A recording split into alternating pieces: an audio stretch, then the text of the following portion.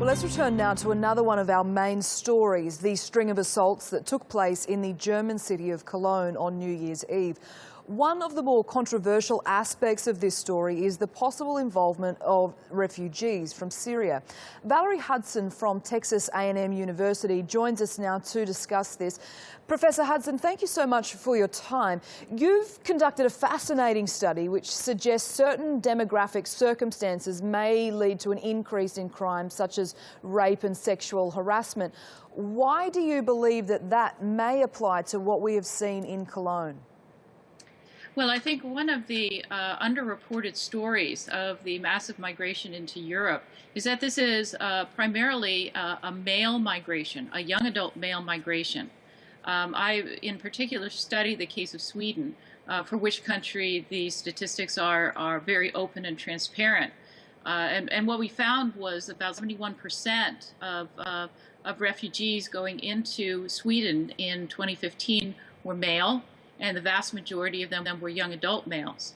And so what's happening that I documented in my research was that the sex ratios of these countries are being turned abnormal. So for example, in the 16 and 17-year-old age group for Sweden, there are now 123 boys for every 100 girls in Sweden.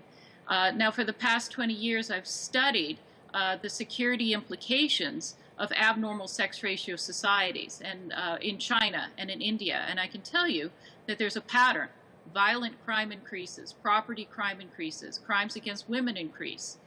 Women's mobility is seriously curtailed. There's increasing demand for trafficked women and so forth.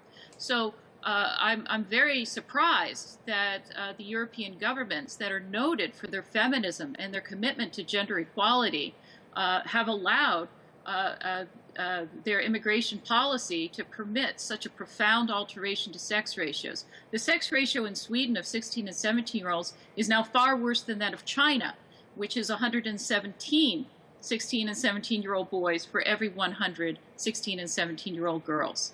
That's really stunning, that Sweden is now worse than China. So in a nutshell, you're saying the higher the male population, the more likely there is to be crime or sexual crime.